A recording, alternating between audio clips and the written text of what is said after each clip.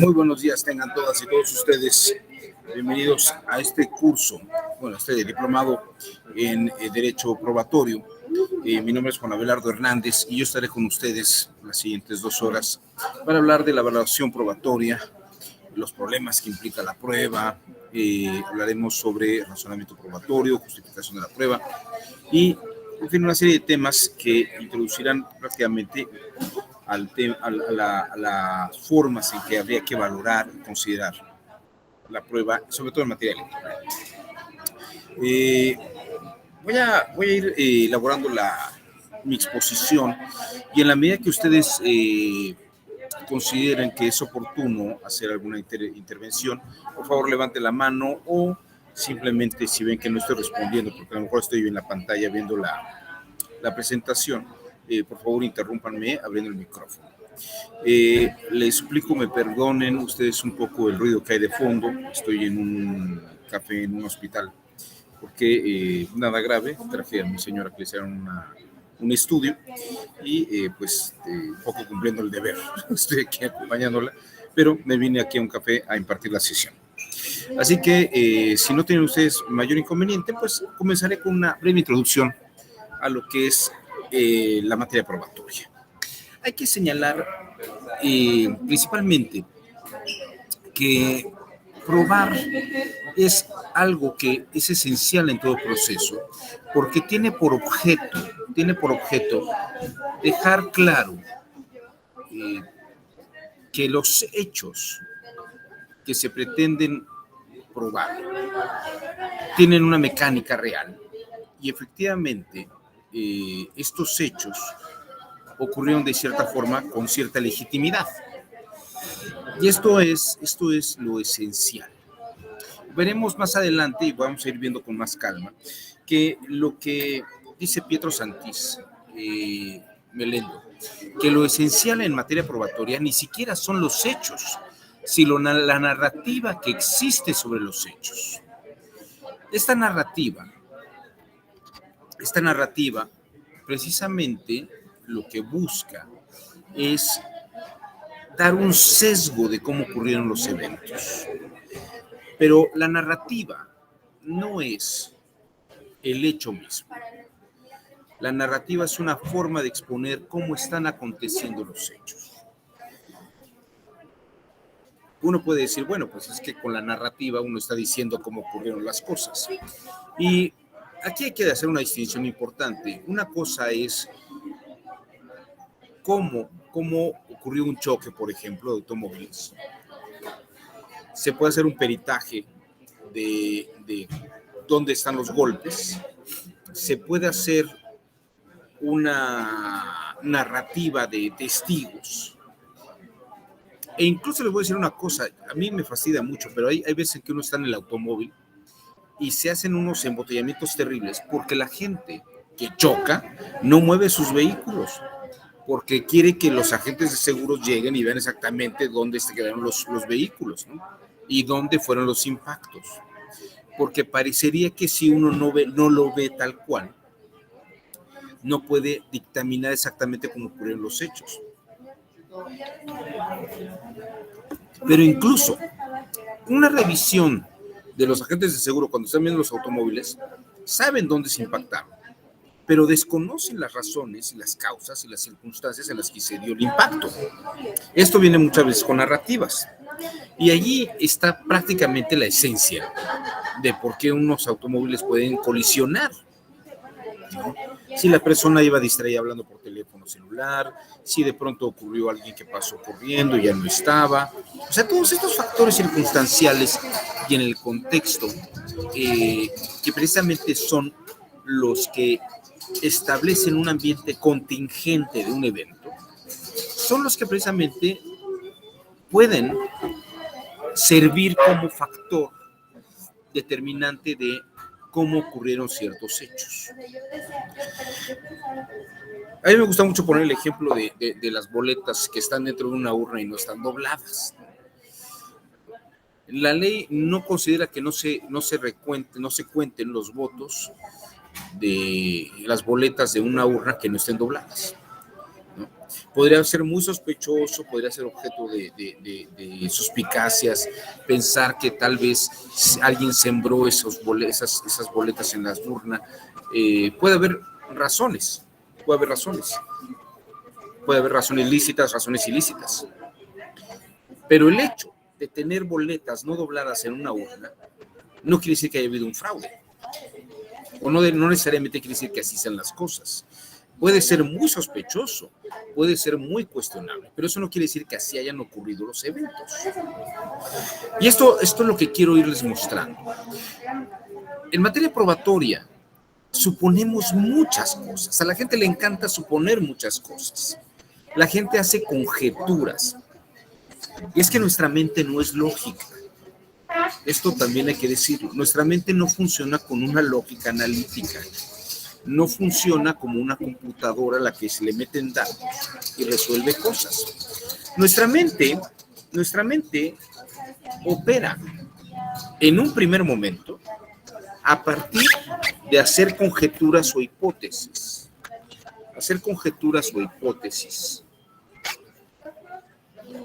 Con base en su experiencia acumulada. Con base en lo que uno ha vivido y ha experimentado, uno puede hacer conjeturas y plantear que una situación ocurrió de tal o cual manera. Pero eso no quiere decir que así ocurran las cosas.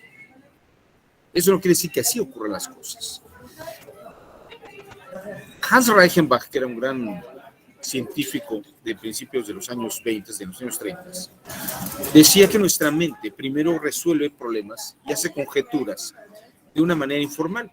Y Jean Piaget, que era un gran pedagogo y psicólogo, dice que nosotros operamos con lo que llamamos una lógica operativa. Es una lógica que desarrollamos con base en la experiencia acumulada. Son cosas que hemos visto que se conectan de una forma y hay cosas que parece que son consecuencias de ciertos antecedentes. Y a partir de eso establecemos ciertas pautas de experiencia. Pero atención, estas pautas de la experiencia no quiere decir que los hechos ocurran así. De hecho, las máximas de la experiencia sirven como orientadoras y parámetros de cómo ocurren las cosas. Pero en materia probatoria está jugándose el todo por el todo. Y lo que tenemos que hacer es estos razonamientos hipotéticos de experiencia acumulada, que también hace mucha gente, ya se plantea, las partes, cuando en un debate están precisamente sosteniendo que los eventos ocurrieron de tal o cual manera. Todas estas formas hay que someterlas a lenguajes de control. Hay que someterlo, y cuando me refiero con lenguajes de control me refiero a modelos tal vez lógicos, criterios de verificación de afirmaciones, detectar la coherencia y la hilación de ideas de una declaración. Incluso los datos de prueba, las posibles evidencias, verificarlas e integrarlas en el contexto.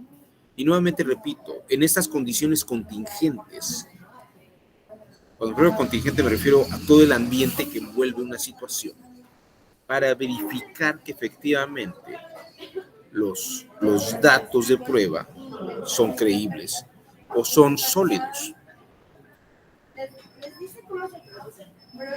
Que los datos son sólidos. Y esto es lo que a veces no tomamos mucho en cuenta.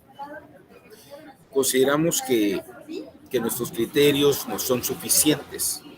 Y sí, durante mucho tiempo los criterios eran suficientes, pero hoy en día la realidad tiene tantos contextos y tantos matices que tenemos que tener estos lenguajes de control. También hay que considerar que hay criterios de la sala superior, que se deben de tomar en cuenta. Pero incluso hay que ver cómo se matizan esos criterios para los casos que tenemos en particular.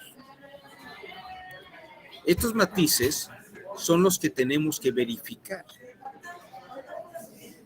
No solamente porque lo diga la sala superior quiere decir que sea exactamente como hay que aplicarlo en este caso. Precisamente ahí está el análisis y el esfuerzo del criterio para poder percibirlo de una manera más completa. Esto es entonces lo que vamos a explorar en estas sesiones. Vamos a revisar cómo se da esta complejidad de las pruebas. Y si ustedes me permiten, voy a comenzar exponiendo brevemente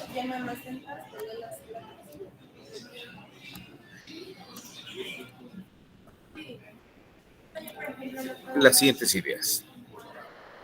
¿Se ve la lámina? Dice el proceso dispositivo. ¿Sí se ve? Sí, se ve. Perfecto.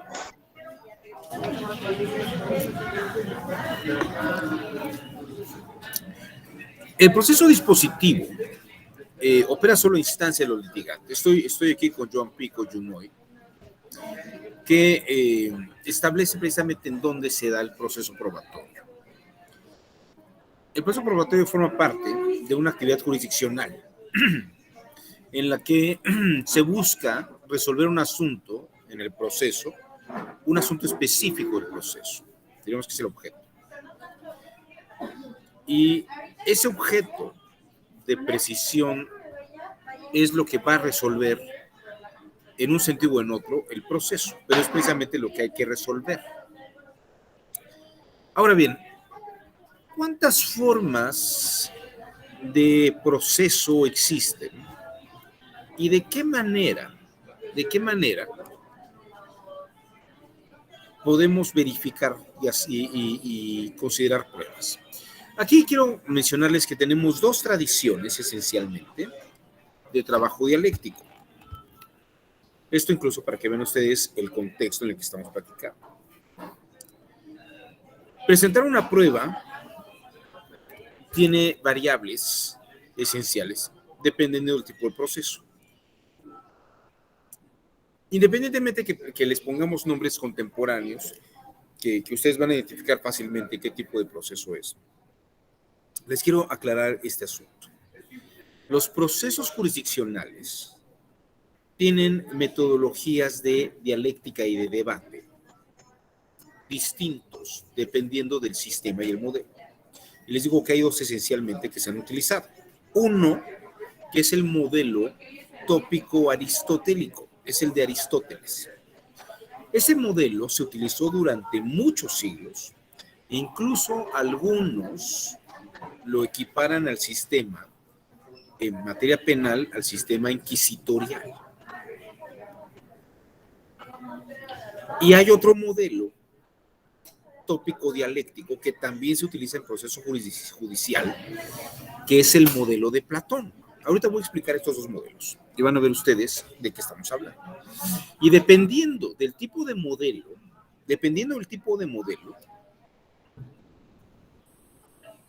hay sujetos que tienen pruebas, que tienen la carga de la prueba. Entonces, fíjense que incluso, más que probar los hechos, antes de empezar a ver qué hay que probar, el tema comienza con quién tiene que probar qué, ¿no? O primero, ¿quién tiene que probar en un proceso? Esto me parece que es poco observado, pero es esencial. No son los hechos, incluso, sino quién tiene la carga de la prueba. Y a partir de quién tiene la carga de la prueba, hay que verificar qué tipo de hechos tiene que probar. Que ya veremos que es la narrativa sobre los hechos la que hay que probar. Pero bueno, en resumen, el modelo aristotélico, que les digo que es muy al modo inquisitorial, se los voy a platicar primero de una manera coloquial y ahorita vemos el esquema.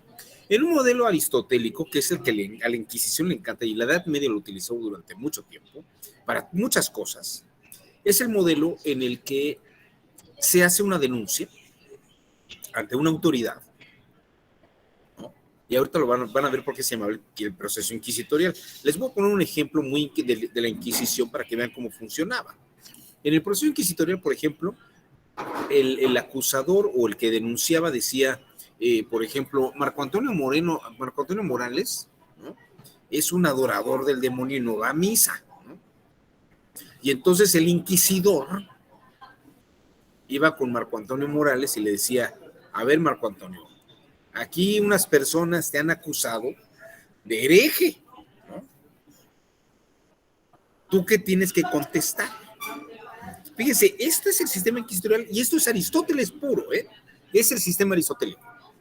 Alguien inicia toda la mecánica procesal, el que es la denuncia que se hace de la mecánica procesal, y la autoridad lo que hace es ir ante el presunto responsable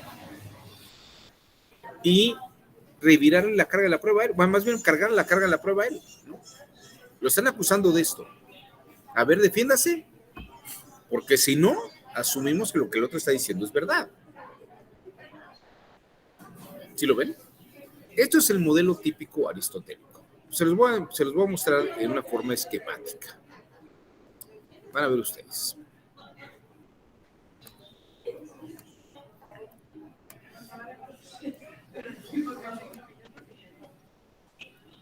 A esta parte la llamo mecánicas procesales. Para Aristóteles, entonces, el modelo dialéctico funcionaba a modo de aporía. ¿Qué es una aporía? Alguien plantea una tesis, una condición, y la contraparte se enfrenta a esa tesis. Por eso se le llama antítesis, o antitesis. Va en contra de la tesis que plantea el otro, ¿no? Y el que niega lleva la carga de la prueba.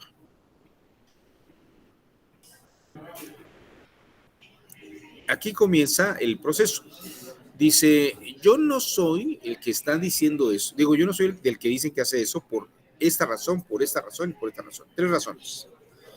Y el que acusa, fíjense que es interesante, el que acusa dice, pues no te creo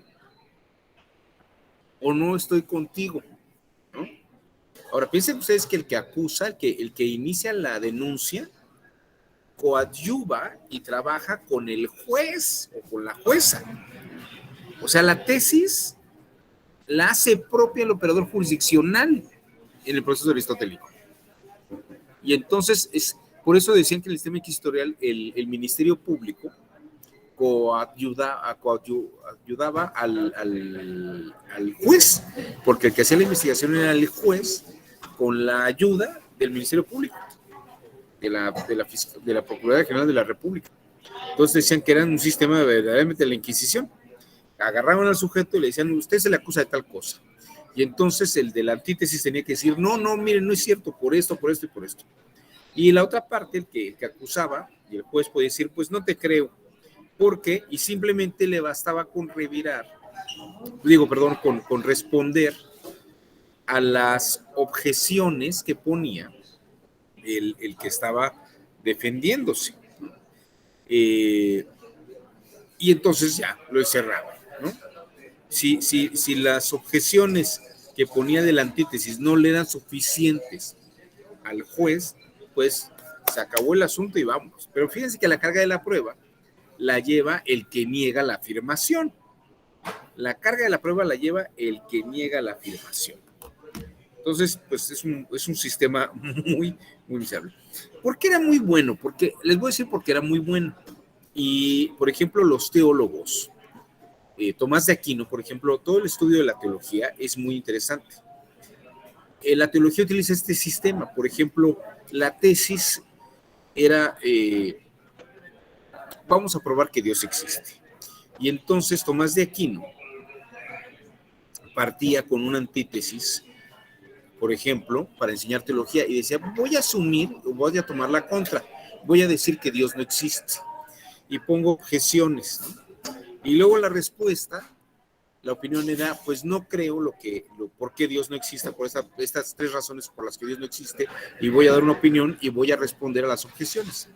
Este método era muy bueno para enseñar teología. Y de alguna manera, este sistema, que se conoce como el sistema inquisitorial, como ven ustedes, mandaba la carga de la prueba al que negaba la tesis. Y eso era muy adecuado. En materia penal, pues se utiliza mucho en ese sentido, o se utilizaba mucho en ese sentido, en el que lo acusaban, la autoridad judicial iba, y la carga de la prueba la tenía el indiciado, el acusado. el presunto responsable y tenía que probar que no era culpable. Por eso es que en el sistema penal durante mucho tiempo se utilizaba la fórmula esta de me voy a amparar, porque pues qué otra cosa le quedaba a este pobre, ¿no? ¿Qué otra cosa podría quedarle a una persona en estas condiciones? Bueno, luego, el sistema platónico es un sistema que hoy conocemos como el sistema de tipo acusatorio, o bueno, o sistema de, es un sistema de uno a uno, es una tópica en la que trabajamos de una manera de oralidad en la que el que afirma lleva la carga de la prueba. Fíjense que esto es una diferencia importante entre Platón y Aristóteles. Hoy en día,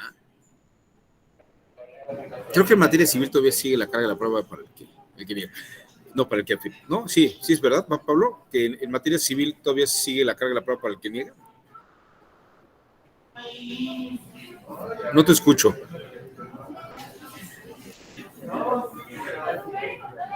Sí, el que afirma está obligado a probar. ¿El que qué?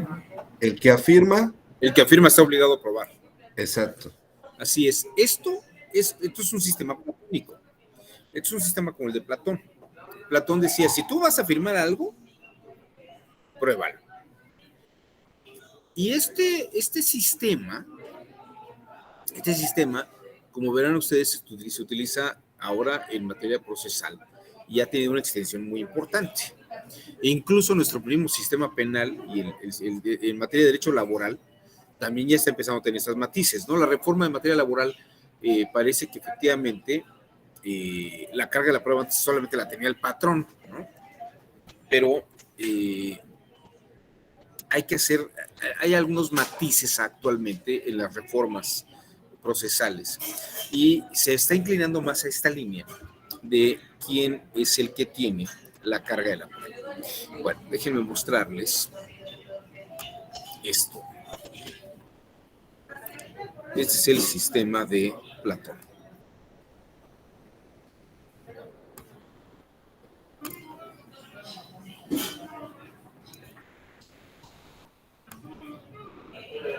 El modelo dialéctico tópico de Platón es que, aquí le puse fiscal, pero puede ser el denunciante, puede ser el demandante y el abogado defensor. Los dos se enfrentan ante un juzgador y este sistema se conoce como sistema adversarial porque los dos son adversarios uno del otro.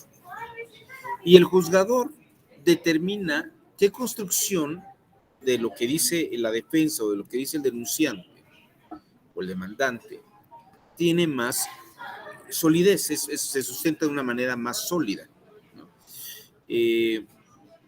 Este es el esquema importante, porque el que afirma, ya sea el demandante o el demandado, el denunciante o el denunciado, el que afirma lleva la carga de la prueba.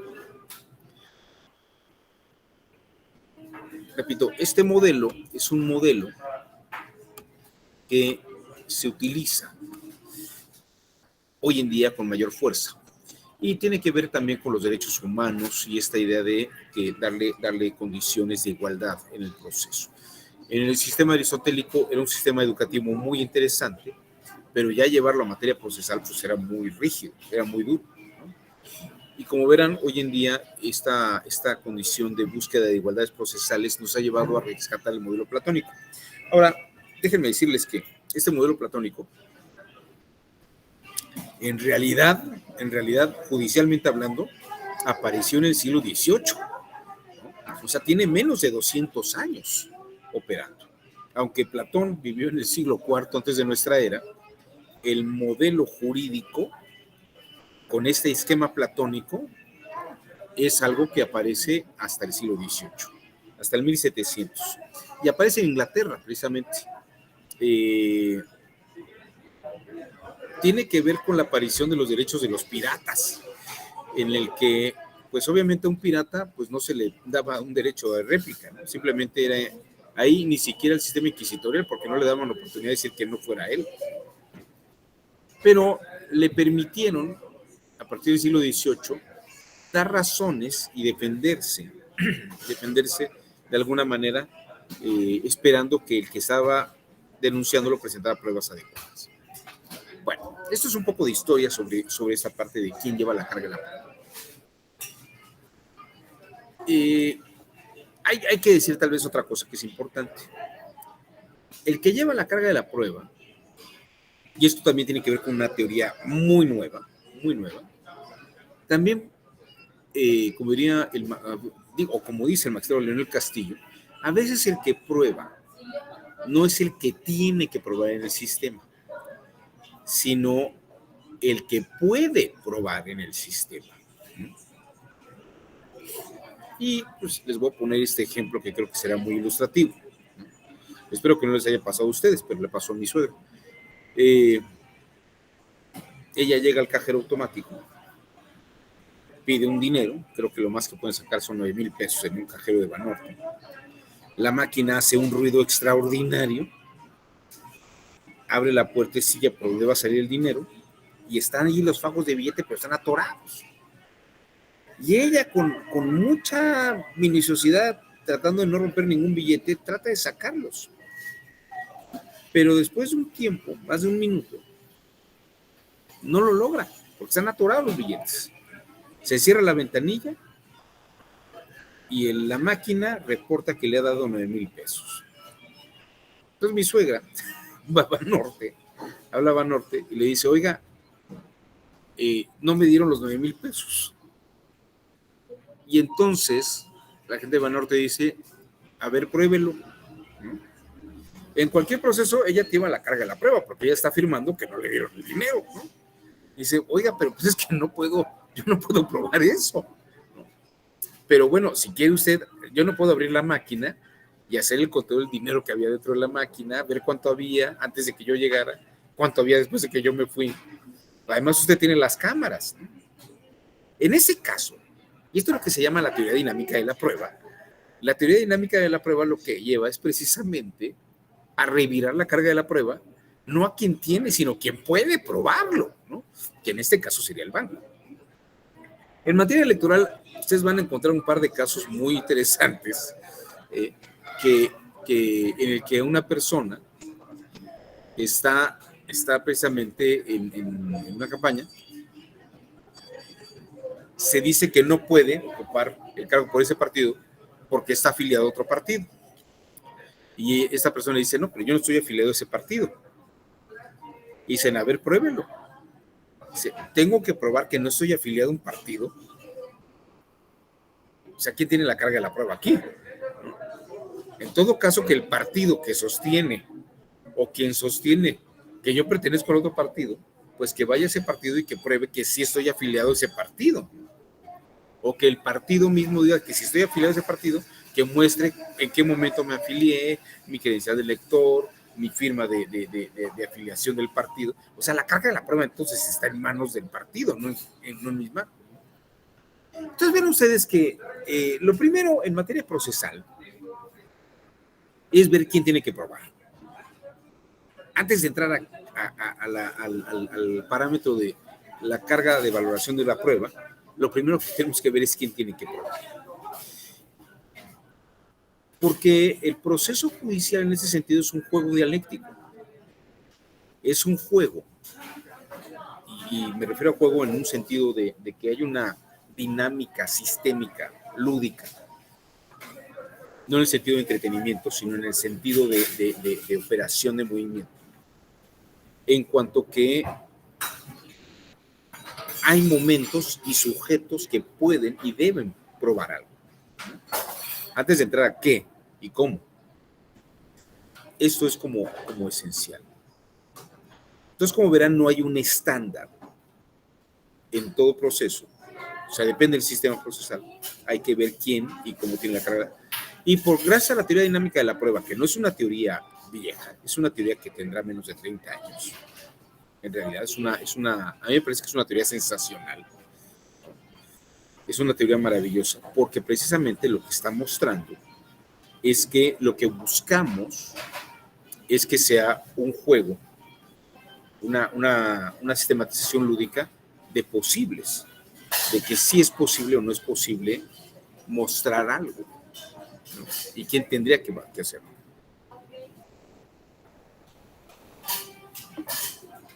Porque muchas estrategias de las y los postulantes es simplemente, bueno, pues ahora la carga de la prueba la tiene tal parte y a ver qué condiciones tiene.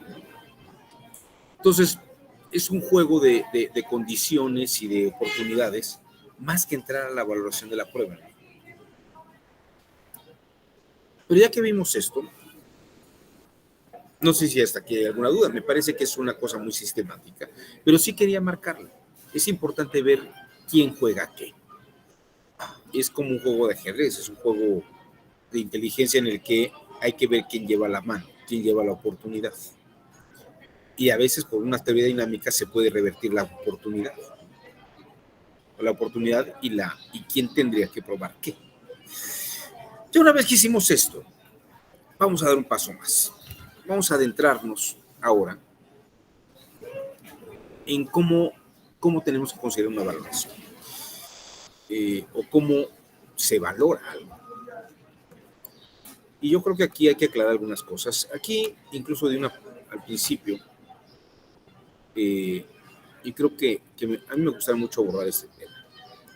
Ya lo platiqué en una sesión inaugural, pero la prueba tiene por objeto avalar la calidad de algo. Fíjese que aquí uno diría, estoy presentando una prueba, y la prueba o el indicio de prueba es bueno, ¿no? O sea, el indicio de prueba ayuda a reforzar una hipótesis, un planteamiento narrativo. Pero fíjense que probar es darle calidad de que lo que se está afirmando tiene el valor, es bueno. Así como cuando los romanos decían probus argentum y hacían ver si la plata era de buena calidad, era plata de buena ley. Una afirmación hay que ver si es de buena calidad, si la mercancía es de buena calidad. Y aquí hace falta detectar en el lenguaje de control que lo que se presenta como prueba es de calidad. Y hay instrumentos que permiten ver la calidad. Yo no sé si ustedes lo saben, pero la lupa y el microscopio nacen en Holanda. Y el primer uso que tiene el microscopio y la lupa es para revisar la calidad de las telas. Lo que hacían los comerciantes era ver si la tela tenía un entretejido específico y iba a durar más que otras telas que tenían un tejido menos bueno. Entonces, los holandeses desarrollaron este juego de lentes que va a servir para hacer telescopios y microscopios. Y lo que servía el microscopio y la lupa era para ver con detenimiento el tipo de tejido de las telas, que la calidad de la tela fuera buena, que el tejido fuera de calidad. Y al experto de telas, eso le parecía que era bueno, ¿verdad? Es decir, el instrumento, microscopio y lupa, permitía avalar la calidad de la tela, probar la calidad de la tela. No bastaba con presentar la tela y ya. En un proceso jurisdiccional, quien afirma algo y está presentando elementos, no solamente basta con que presente el elemento, ¿no? Tiene que narrar sobre por qué el elemento es bueno y es válido. Y también por el otro lado, la persona que va a valorar la prueba tiene que tener los instrumentos y verificar qué está valiendo por bueno. ¿Qué está valiendo por bueno? En el caso del de las telas, está viendo que el tejido sea de buena calidad, que sea un tejido resistente. Regreso al caso de las urnas. Una persona dice que hubo urnas sembradas ¿Cuál es la narrativa y el argumento que esgrime? Que las boletas no están dobladas dentro de la urna, ¿no? Bueno, eso además es un hecho. Ahí están. Las boletas no dobladas están dentro de la urna. Y dice, sembraron los votos. Hay votos sembrados. Bueno, ahí está lo que les decía al principio. Hay una conjetura que asume que si las boletas no están dobladas, alguien las sembró. Porque parece que todo voto que entra a la urna de una manera lícita tiene que doblarse para pasar por la ranurita. Aunque la ley nunca determina que toda boleta tenga que estar doblada. Ahora, la boleta no está doblada. Hay boletas no dobladas dentro de la urna. Eso es un hecho. Pero lo que tenemos que probar es que si efectivamente se sembraron esas boletas. Porque el hecho de que las boletas estén no dobladas, lo único que nos dice es que las boletas no están dobladas. Pero se confirma el hecho de que alguien las sembró. Ese es el punto. Ustedes van a decir que es una obviedad, pero no lo es. Les voy a decir por qué. Y vuelvo otra vez. En este caso son circunstancias y les digo, podría probarse de muchas maneras. Claro que hay que probar otras cosas. Pero la persona, fíjense, aquí está el punto, ¿no? La defensa iría en la línea de, bueno, pues pruébenme que efectivamente alguien las sembró. Es que están allí. Sí, están allí. Pero ¿quién vio que se sembraron? Ahora, bien podría decir yo, en una defensa, ¿no? Fíjense que yo inicié la votación, ¿no? Yo vi que la votación inició dándole oportunidad a personas de la tercera edad, adultos mayores, que no podían doblar su boleta. Se ordenó que se abriera la urna, para que pudieran meter su boleta. Y llegaron 30 personas, adultos mayores, que fueron los primeros que entraron a las casillas. Se les hizo una fila especial y cuando se abrió la casilla, estas personas entraron. Las urnas ya estaban selladas, pues se ordenó que se abrieran las urnas y se volvieran a sellar después de que ellos las metieran. A ver, pruebe eso. No, yo no tengo que probar. Yo nada más estoy dando una posible explicación. Pero el que tiene que probar que esas boletas se sembraron eres tú que lo estás firmando, no yo. Fíjese que en el juego dialéctico, ¿no? El que afirma lleva la carga de la prueba. Yo podría dar muchas excusas, pero yo podría dar muchas explicaciones y a lo mejor esta explicación que acabo de dar es posible. Esta narrativa es posible. Pero el tema es que el que lleva la carga de la prueba es el que está firmando. Entonces, aunque las boletas no estén dobladas dentro de la urna, eso es un hecho. Pero eso no prueba nada. Eso no prueba nada. Hace falta la mecánica, la narrativa. Hace falta probar que la mecánica narrativa del fraude coincide con los hechos. Mientras ese aspecto no se pruebe, cualquier conjetura de lógica operativa, cualquier hipótesis, no es suficiente. Oiga, es que es injusto. No, la carga de la prueba la llevas tú. Tú estás haciendo una conjetura. Eso es una hipótesis. Lo que estás planteando es una conjetura y una hipótesis. Pero tienes que probar con un lenguaje de control, donde la mecánica de hechos coincida, que efectivamente hubo la siembra de boletas.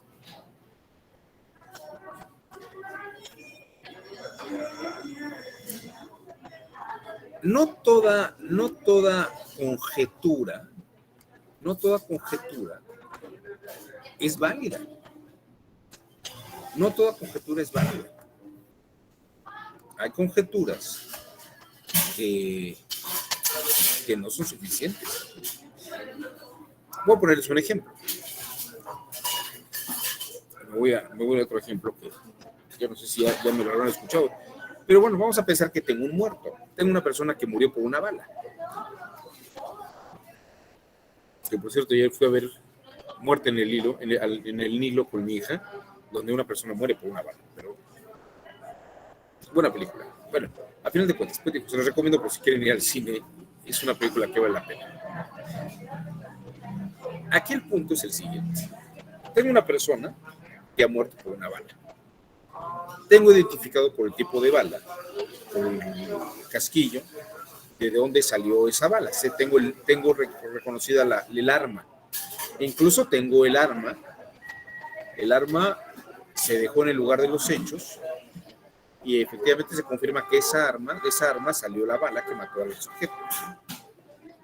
Tengo incluso que el dueño de la pistola era el indiciado al que tengo detenido. Tengo la prueba de radisonato de sodio que prueba que el indiciado es dueño del arma y además la prueba de radisonato de sodio muestra que disparó el arma. ¿No? Tiene pruebas de pólvora en su mano. Y además tengo varios testigos y el indiciado incluso confirma que él odiaba al muerto, al occiso.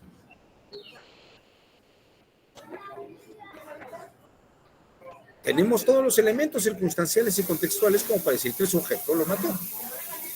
Pero hay un pequeño detalle todavía que falta. No tenemos la prueba de que el momento que el arma se disparó fue disparada por el sujeto. Dice, pero pues si tiene la prueba de radioisonato de sodio, sí, es su arma. Él suele disparar con ella. Se va a campo militar número 1 a practicar con su arma, disparar con su arma.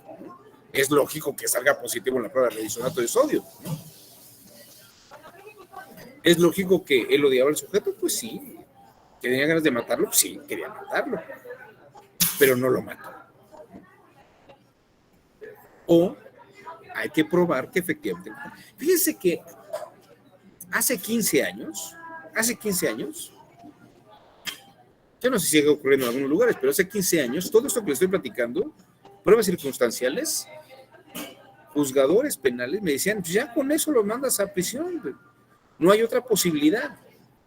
Luego, qué interesante, porque el operador judicial razonaba en circunstancias, no en hechos.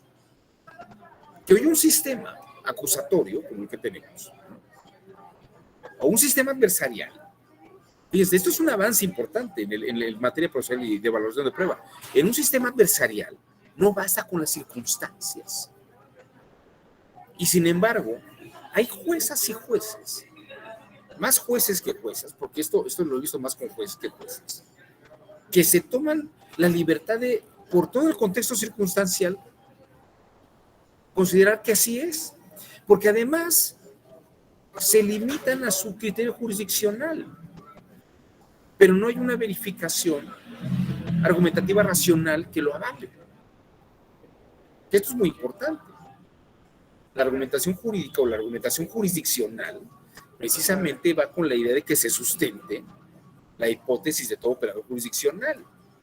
Pero bueno, hoy ocurre, o por lo menos hace 15 años ocurría, que los juzgadores y las juzgadoras hacían eso. Hoy en día con el sistema adversarial ya no ocurre tanto. Son más cuidadosos. Porque una valoración precisamente no busca las circunstancias, busca hechos. Y aquí falta un último hecho. Que el sujeto con su arma haya disparado al que está muerto. ¿Me explico? Esto es clave. Esto es un aspecto clave. Entonces, la valoración de la prueba no solamente es presentar las circunstancias de un dato, y reunirlos y resolver hipotéticamente. Probar, así como el que revisa el entretejido de la tela, tiene que revisar que todos los elementos estén bien unidos. Y si falta uno clave, quiere decir que la tela no es sólida, o que el tejido, el entramado de la tela no es sólido. Uno no podría dar por buena que esa tela es buena si ve que faltan elementos en el entretejido de la tela. Ese es el aspecto clave.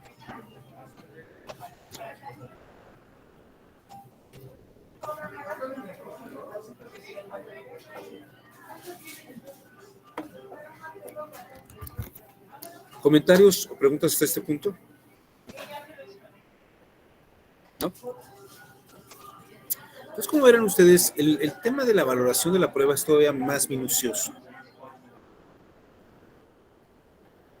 Ahora que veamos los elementos que habría que considerar para valorar algo, cualquier cosa, cualquier razonamiento, las condiciones y las claves para valorar algo, con el detalle mínimo, tienen que ser tan rigurosos para que efectivamente podamos decir que algo es lo que es.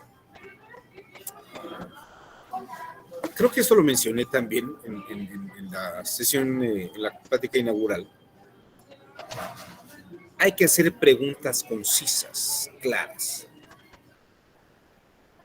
Les comentaba de un video que me llegó de una mujer que se encuentra con un sujeto, le dice, ¿me puede decir dónde está la panadería más cercana? Y el sujeto le dice, sí. Dice, ¿por qué no me lo quiere decir? No, sí se lo quiero decir. Pues dígalo. ¿Qué quiere que le diga? ¿Dónde está la panadería más cercana? Pues pregúntemelo. Dice, me dice, ¿dónde está la panadería más cercana? Y el sujeto le contesta, ¿a dónde? O sea, la más cercana, ¿a dónde? Y la mujer le dice, ¿me dice dónde está la panadería más cercana aquí? Así, con todo gusto, está aquí a una cuadra. Esto que parece como desquiciado, perdón ustedes, este rigor de lenguaje, de control, es precisamente lo que hay que llevar en una prueba, en una evaluación de prueba. No podemos dejar cabos sueltos, no podemos tomar presupuestos, porque de lo contrario perdemos el rumbo de lo que estamos hablando.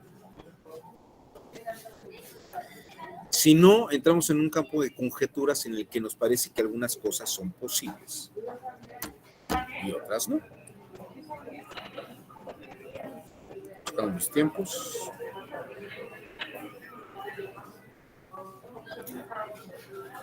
Esta es la parte clave del asunto. El rigor del análisis de algo. Cuando se habla, por ejemplo, de la sana crítica, en la evaluación de la prueba, ese aspecto de sana refiere a que no haya vicios.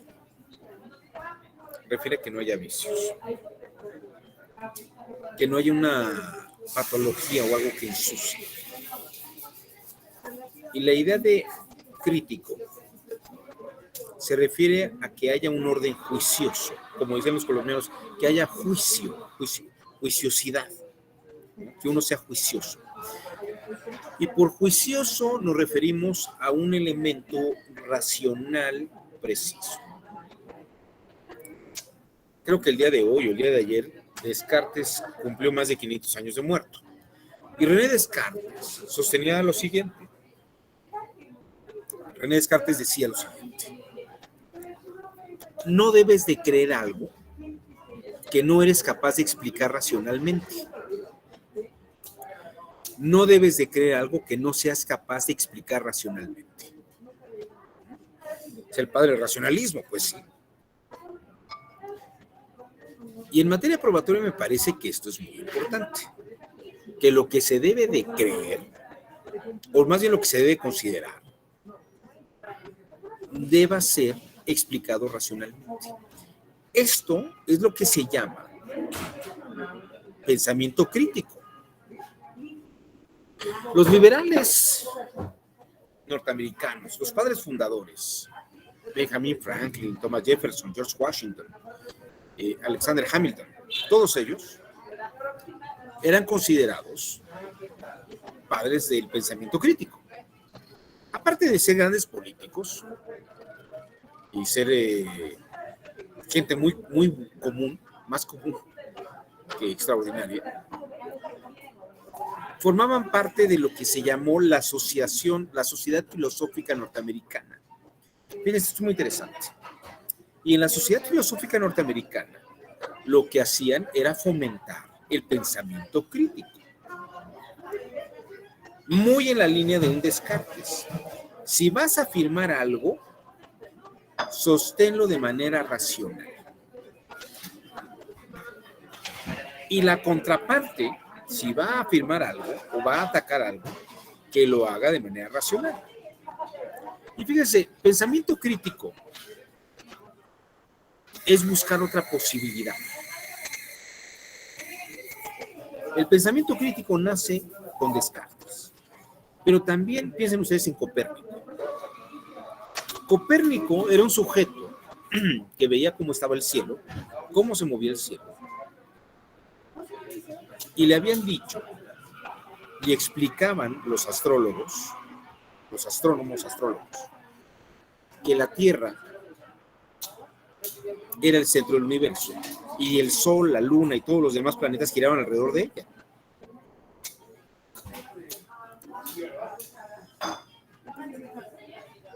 Y Copérnico veía que había cosas que no eran muy claras. De pronto que los planetas como que se retardaban, ¿no? Que iban en una línea y luego como que regresaban un poco y luego volvían a irse, ¿no? Es lo que llaman los planetas retrógrados. Los que les gusta la astrología, hace unas semanas tuvimos a Mercurio retrógrado y regresó ahora ya otra vez a su curso. ¿Qué es lo que pasa? Es que parece que se regresa. No están en una esfera exacta, sino que parece que regresan y ya luego toman su curso. Pero esto es porque se está pensando en el cielo con la Tierra como su centro. Si la Tierra se pensara como otro planeta que gira alrededor del Sol, todos los planetas harían estas formas elípticas o circulares. No habría no habría planetas retrógrados. Todos estarían dando vueltas. Eso fue lo que descubrió Copérnico. Eso es lo que descubrió Copérnico. Entonces, ¿qué encuentra Copérnico? Encuentra otra forma racional de explicar algo que la gente explicaba de otra forma, hablando que los planetas como que regresaban y luego seguían. Eso es hacer pensamiento crítico. Es buscar una razón, tal vez mucho más fuerte que otra razón. Y en una valoración de pruebas, lo que se busca es valorar la calidad de las razones de una manera crítica. Cuando hablamos de una sana crítica, es encontrar las razones,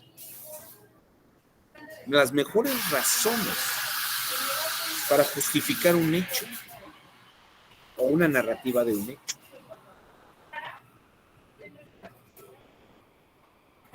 En esta línea, el pensamiento crítico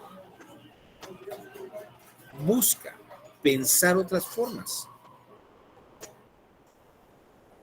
Busca pensar otras formas.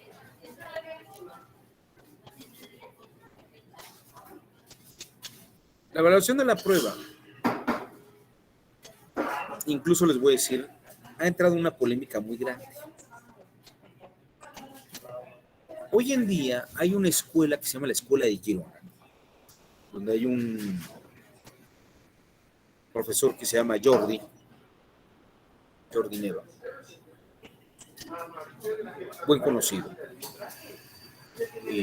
gente muy cercana a Michel de Tarugo, que sostiene, entre otras cosas, que hay que considerar las probabilidades de algo. Considerar las probabilidades de algo.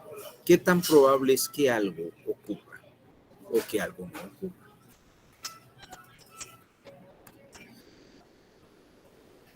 Pero piensen ustedes que cuando hablamos de que algo es probable, no necesariamente estamos diciendo que lo que sea probable es lo que por estadística vaya a ocurrir. ¿Qué tan probable es que ocurra una cosa o que ocurra otra?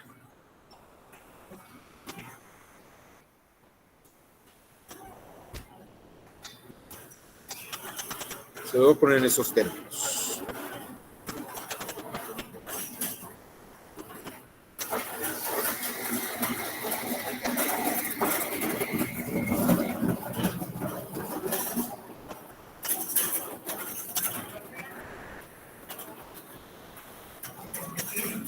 La palabra probable puede tener dos connotaciones. Una, como lo señaló Pierre Simon de Laplace, señala que algo es probable en cuanto que es estadísticamente posible. Por estadística es probable que ocurra más una cosa que otra. Pero también hay otra connotación de que algo puede ser probable en cuanto que se puede comprobar que efectivamente ocurrió de una manera o de otra, que ocurrió más de una manera que de la otra, o que se puede probar que ocurrió tal cual como se dice que se ocurrió. Este autor que le estoy mencionando va en esta teoría de la probabilidad. Jordi Ferrer Beltrán, perdón, era Jordi Ferrer, es que hay un Jordi Neva, bueno, pero este es Jordi Ferrer, sostiene que la evaluación racional de la prueba tiene ciertos momentos, pero que habría que considerar este aspecto de una probabilidad. ¿Qué tan probable es que un evento ocurra? Hay autores, como lo señala aquí el señor Cohen, que el razonamiento probatorio no debería basarse en probabilidad. Sin embargo, Jordi considera que un aspecto de la probabilidad puede ser importante en cuanto que la estadística nos podría sugerir que ocurrió más de una manera que de otra, y que un operador jurisdiccional parecería que tendría que tomar en cuenta más esa posibilidad de probabilidad, como si eso fuera más razonable que otro. Pero fíjense que allí no hay un pensamiento crítico, analítico, preciso, ¿no? ¿Por qué? Les voy a platicar cómo se cae esta teoría. Aquí tienen ustedes a Pierre Fermat y a Blaise Pascal, que resolvieron un problema lógico-estadístico. Se los voy a platicar. Vamos a pensar, se los voy a poner en estos términos. Vamos a pensar aquí que José Pablo Espinosa. ¿Usted es casado, José Pablo? ¿Tiene hijos? Buenos días. Buenos días. No, soy soltero, doctor. Ah, qué caray. Bueno, vamos a suponer que estuvieras casado y que tu esposa te dijera una mañana, fíjate que estoy embarazada. ¿Qué probabilidad tienes de que tu hijo nazca varón o nazca mujer?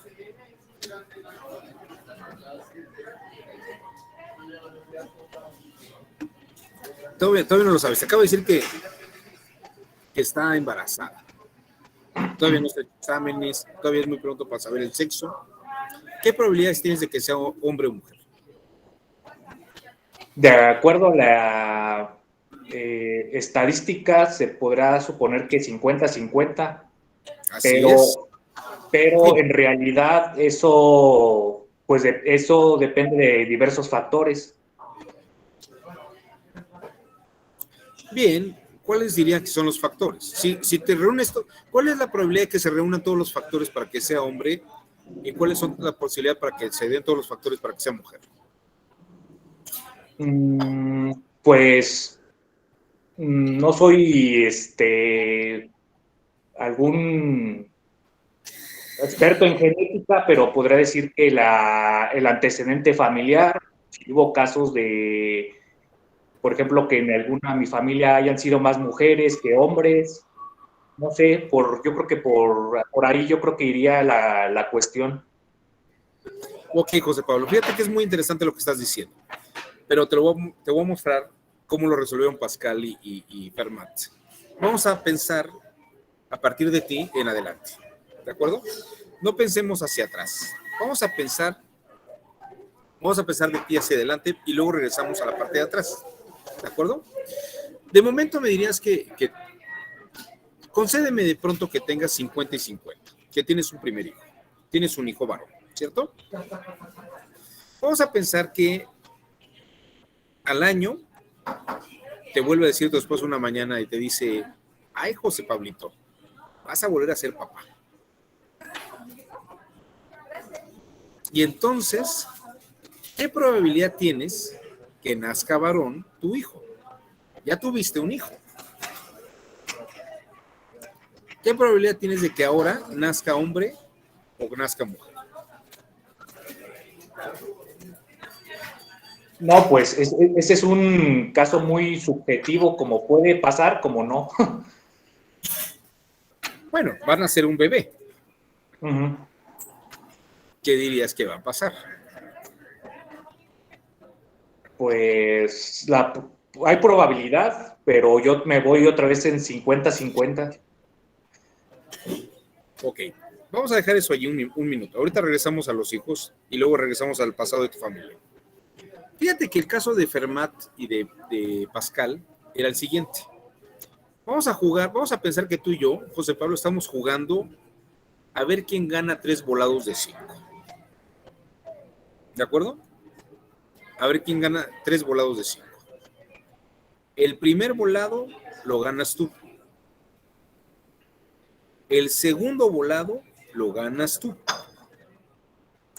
Y ya que todos los demás que están alrededor de nosotros están haciendo apuestas. A ver quién se va a llevar. ¿Quién va a ganar?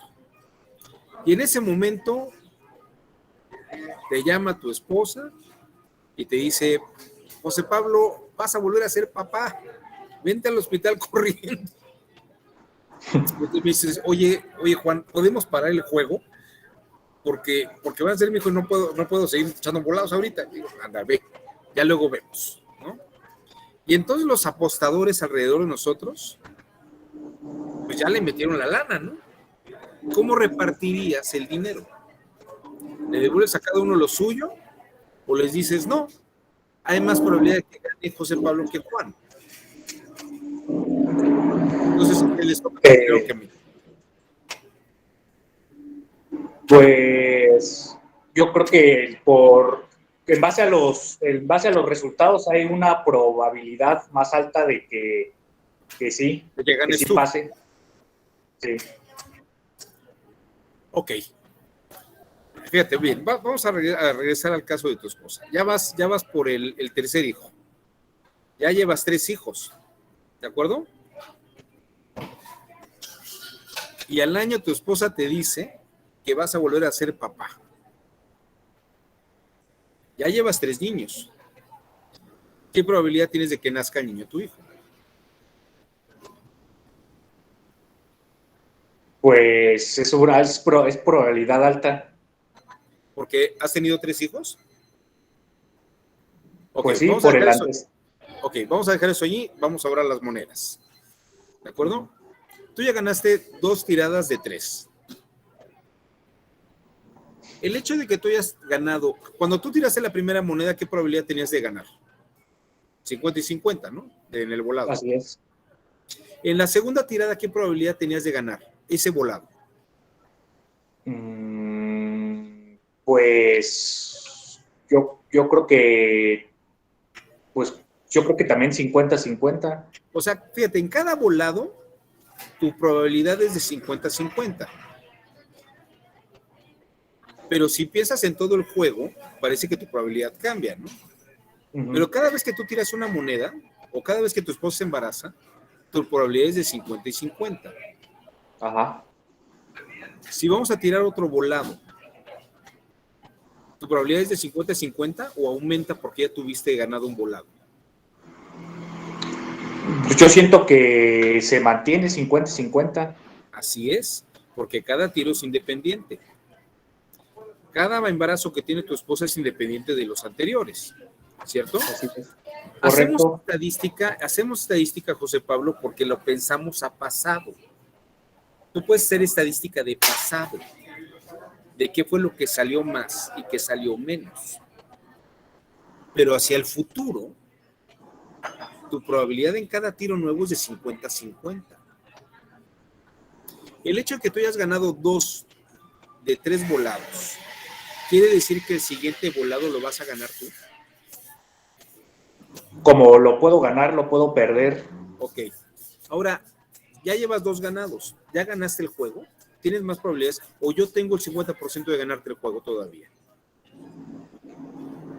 Si son de 3 de 5, pues yo creo que yo gano el juego. Llevas 2 ganados. Vamos por el tercer tiro. No, hay probabilidad que 50-50, como puedo ganar yo, puede ganar usted.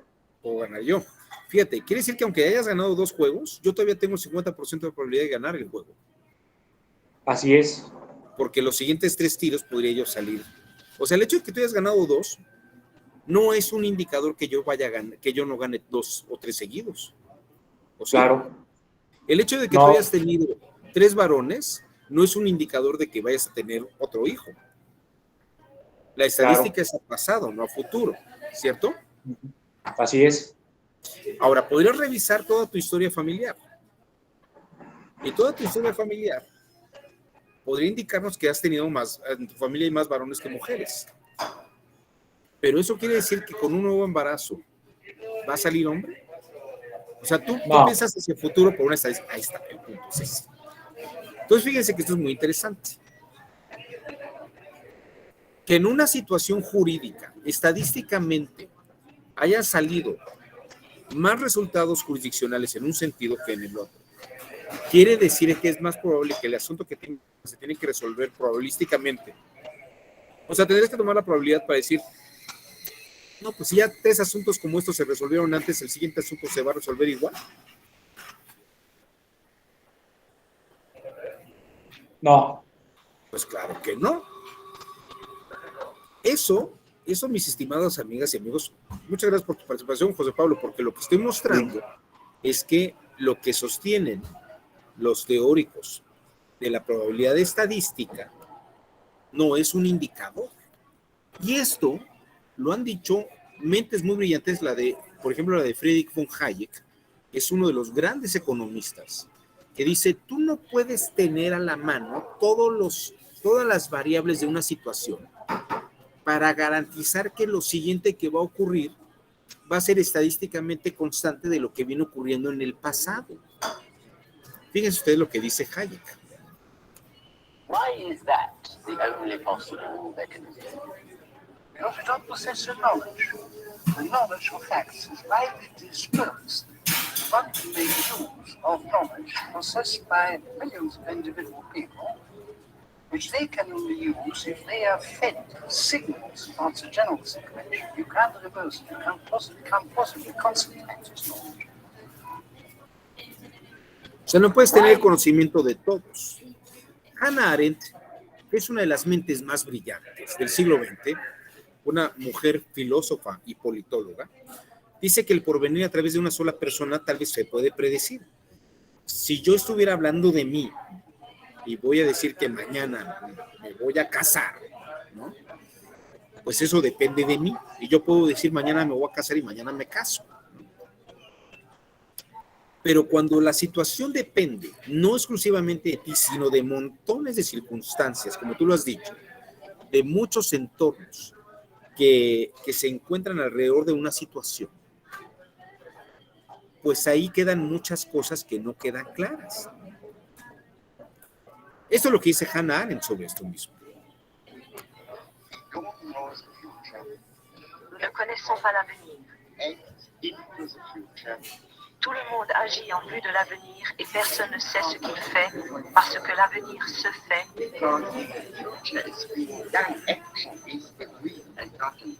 L'action est faite par nous et non pas par moi.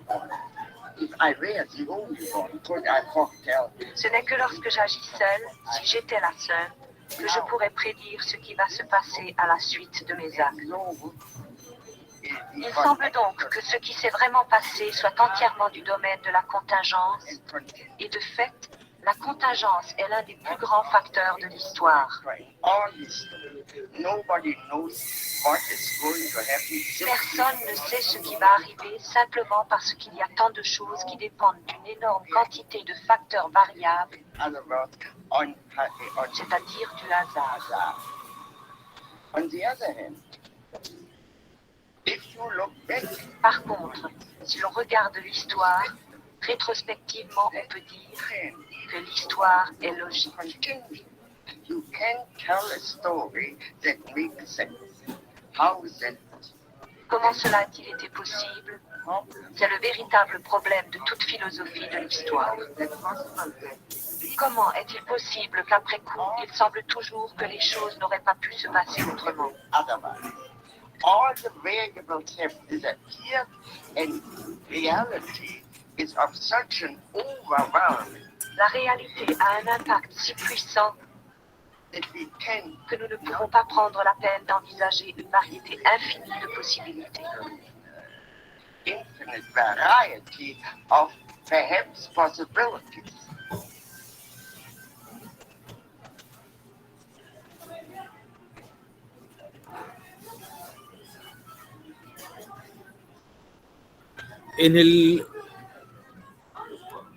No sé si queda clara esta idea. No podemos predecir el futuro. Podemos ver estadísticamente lo que ha pasado, pero no tengo una garantía de lo que va a ocurrir estadísticamente vaya a ser igual. La valoración de la prueba, estadísticamente hablando, como dice Jordi Ferrer,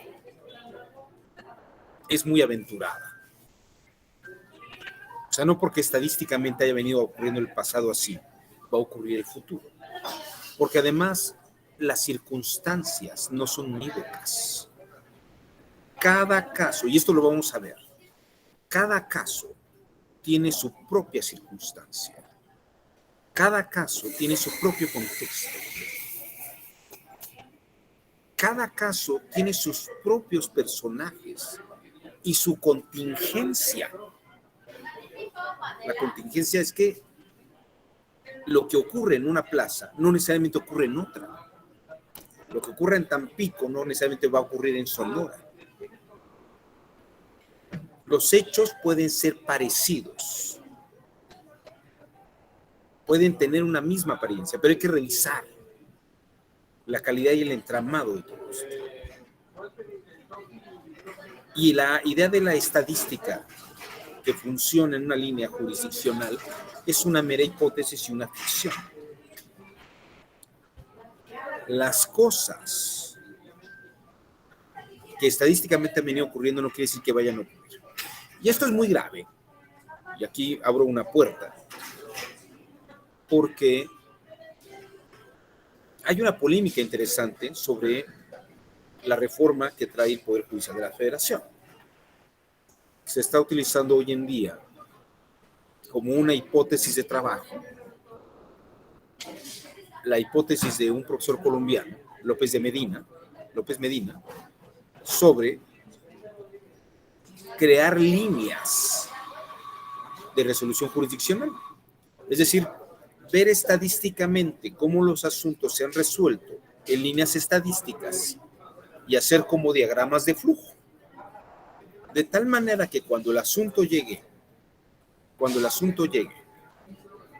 ver qué tipo de asunto es y canalizarlo en el diagrama de flujo que correspondería a un comportamiento que estadísticamente es así.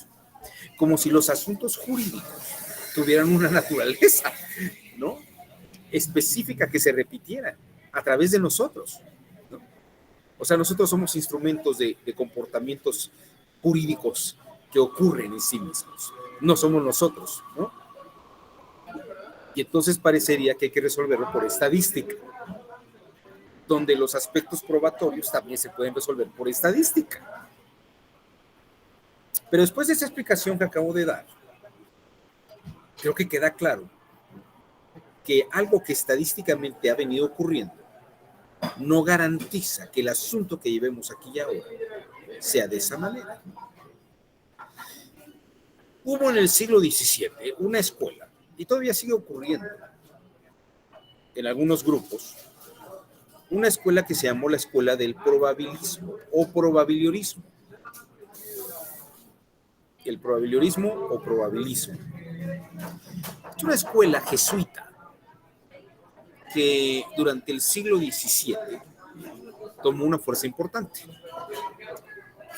Era una escuela que sostenía lo siguiente: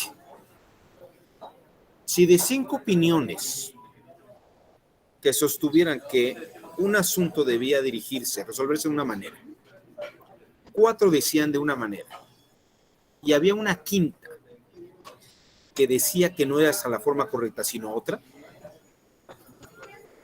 los probabilistas decían, es probable entonces que la forma distinta a la otra estadísticamente pueda ser correcta.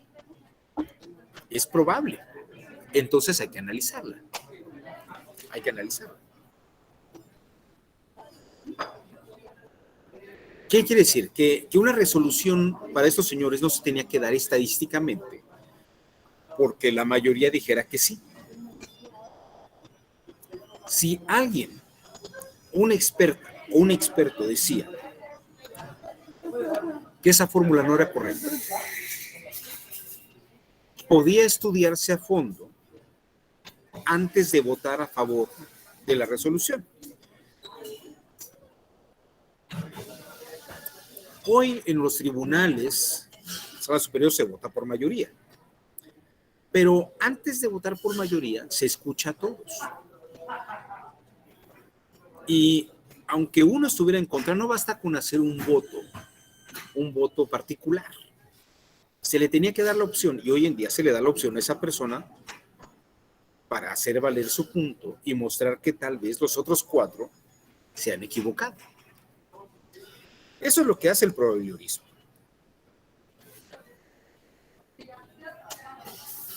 Verifica y revisa los asuntos con un mayor detalle, no dejando ni un cabo suelto.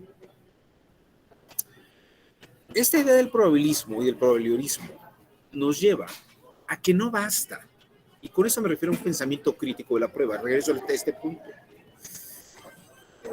que yo vea que se ha probado o que se han validado las pruebas o circunstancias, se han validado de una manera y que estadísticamente así han venido ocurriendo las cosas.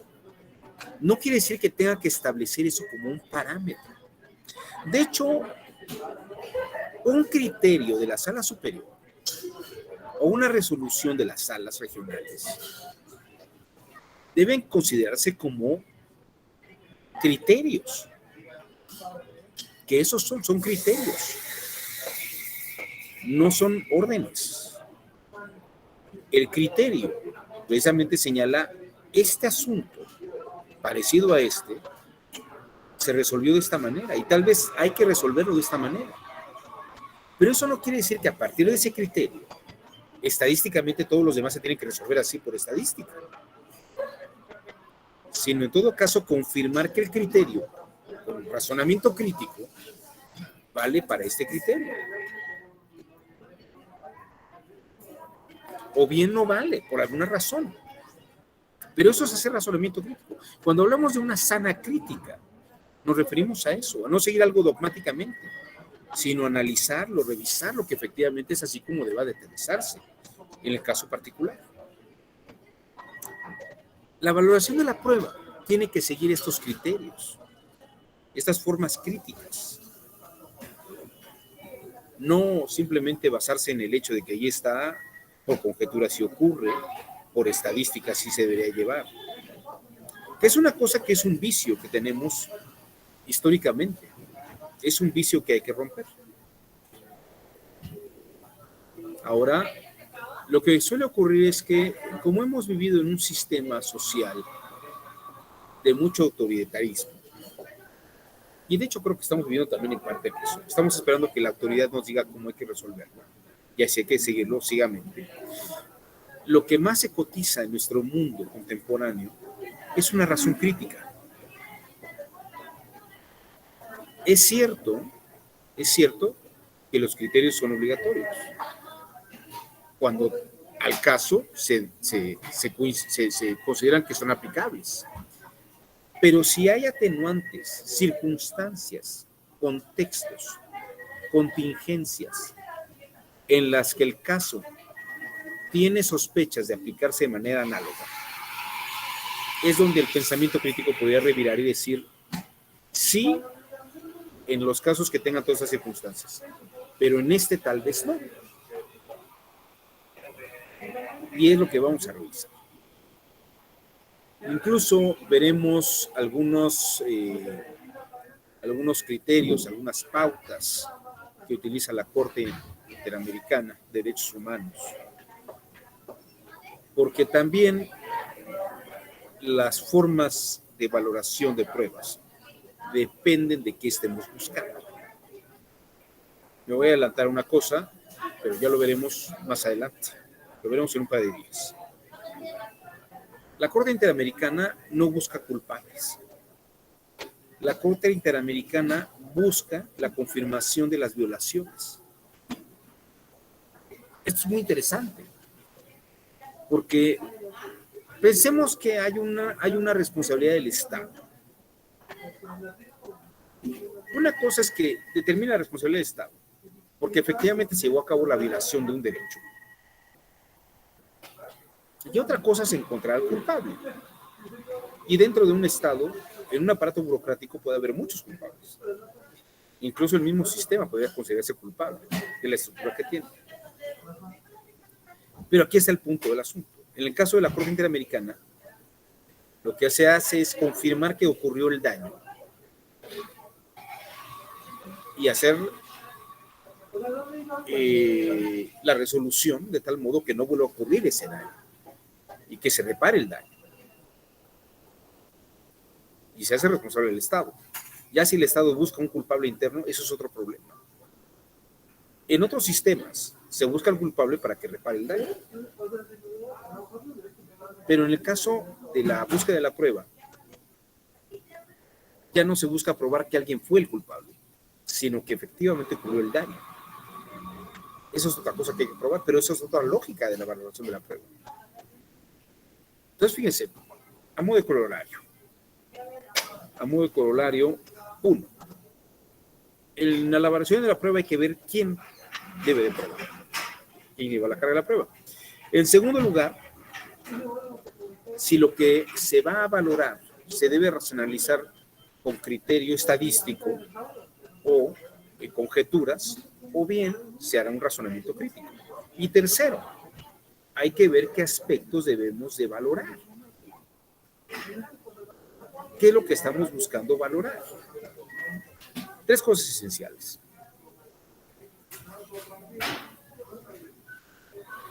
Bien. Me quedan escasos 16 minutos. ¿Alguien quisiera hacer algo?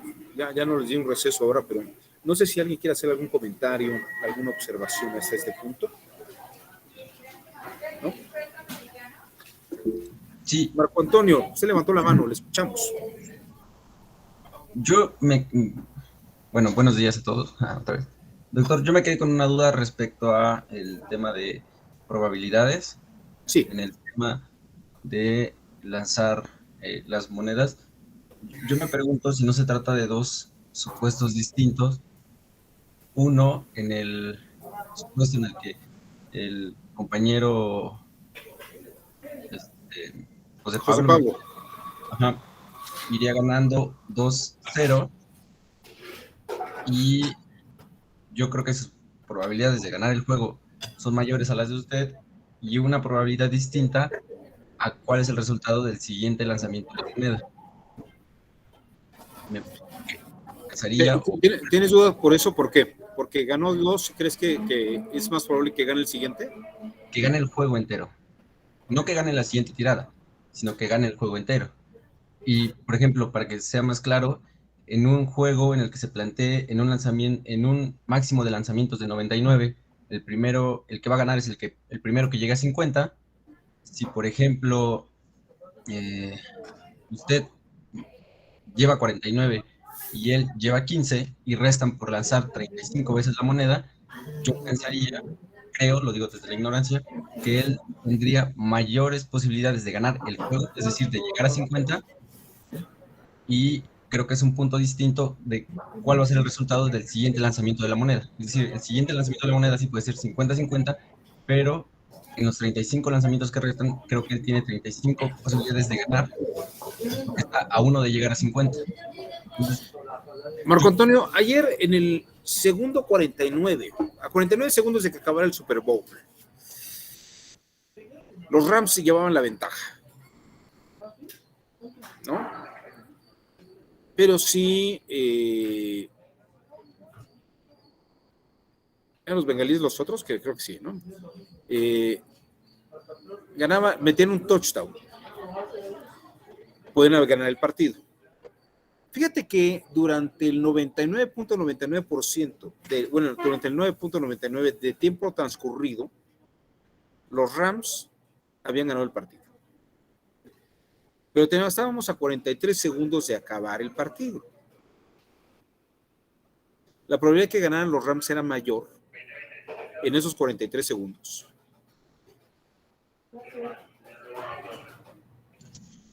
no. O sea, la cantidad numérica al pasado frente a una situación en la que la posibilidad de ganar 50-50 todavía sigue viva. Una vez escuché a Peláez, este campeón goleador de los mundiales mexicano, una conferencia, y decía que cuando le tocó entrenar al América, ¿no? Fue el presidente del Club América, estaban a 1 minuto de perder de perder el campeonato. Si metían un gol, ganaban, pero faltaba 1 minuto, era tiro de esquina. Ya prácticamente estaban festejando el triunfo los otros, no me acuerdo quién era. No creo que haya sido el Cruz Azul, pero podría haber sido. La cosa es que el América estaba a punto de perder el campeonato. Y entonces dice Peláez, bajé en ese momento a la cancha y fui a ver al cuate que iba a tirar el córner. Y le dije, si vas a hacer lo mismo de siempre, pues a lo mejor tenemos un indicador de que no vas a meter el gol. Dijo, haz algo que no suelas hacer. Así nada más se le dijo eso. Y fíjate que efectivamente hizo algo que no solía hacer. Y cayó el gol para el América y ganó el campeonato. Y como diría don Fernando Marcos, hasta el último minuto tiene 60 segundos.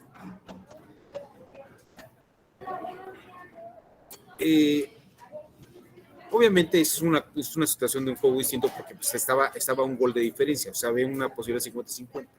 Pero una condición de volados, el hecho de que tú lleves cierta ventaja a pasado,